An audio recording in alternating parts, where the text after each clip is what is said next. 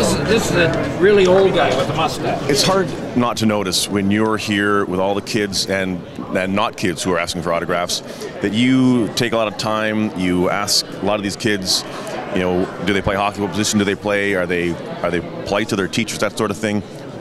Whereas you could just sign an autograph and they'd be happy, but you really engage with them. Why do you do that?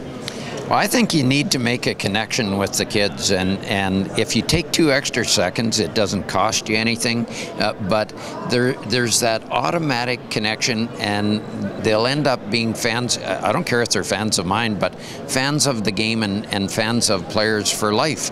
And I think it's important, whether you rub their head and call them Blondie or ask them how school is or do you like your teacher, then they can go home and they'll tell their friends and their friends, and that's how you build the next generation. I guess the biggest thing is they took the time to come and watch. You know, some idols maybe back in the day, and yet still hold us in a high regard in the sense that we were just hockey players. But I like to spend time. If they've got the questions to ask, I love to answer them. So, and if there's one thing I do know is these people have paid my way for a lot of years, and it's just giving back. It's also not hard to notice that when you go up and look at all the jerseys that have been signed, your autograph looks like you teach penmanship for a living.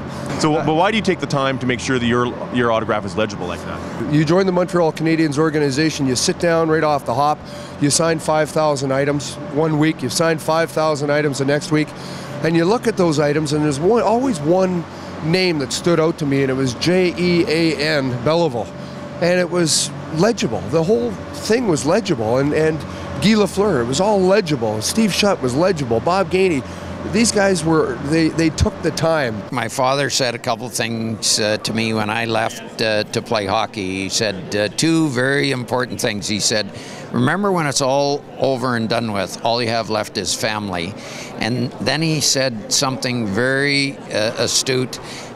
He said, make sure when you sign your name, you sign it so they can read it. You should be proud of your name. And I have never forgotten that.